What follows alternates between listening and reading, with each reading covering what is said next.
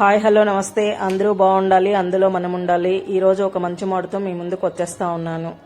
ఎవరికంటేనో మీరు గొప్పగా ఉండాలనుకోకండి. మీ గతం కంటే ఇప్పుడు బాగుంటే చాలు అనుకోండి. ఎందుకంటే ఆశ పుట్టినంత తేలికగా అవకాశం పుట్టదు. ఎవరైతే నిద్రపోయేటప్పుడు ప్రశాంతంగానూ నిద్ర లేచేటప్పుడు సంతోషంగానూ ఉంటారో వాళ్ళే జీవితంలో నిజమైన కోటీశ్వరులు.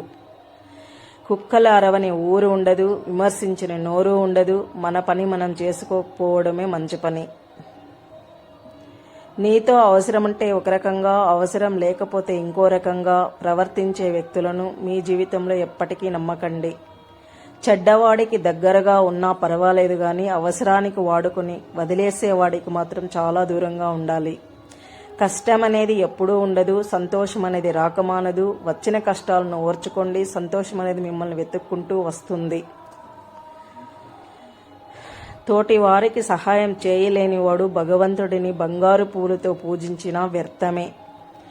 గాయమైతే కలిగే బాధ మనిషిని కొన్నాళ్ళ వరకే బాధ పెడుతుంది, కానీ మాట జారడం వలన కలిగిన గాయం మాత్రం జీవితాంతం మనసుకు గుర్తు చేస్తుంది. మనిషి కాదు మారాల్సింది, మనసు మారాలి, ఆలోచించే విధానం మారాలి. నీవు మంచిగా ఆలోచిస్తే అన్నీ మంచిగానే కనిపిస్తాయి, నీవు చెడుగా ఆలోచిస్తే అన్నీ చెడుగానే అర్థమవుతాయి.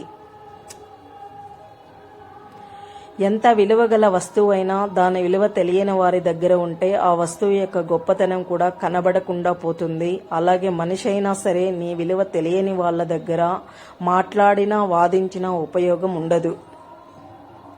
మీరు ఎంత గొప్ప స్థానానికి చేరినా సరే నిత్య విద్యార్థిగానే ఉండండి. ఎందుకంటే అది మరింత ఉన్నత స్థానానికి చేరుస్తుంది.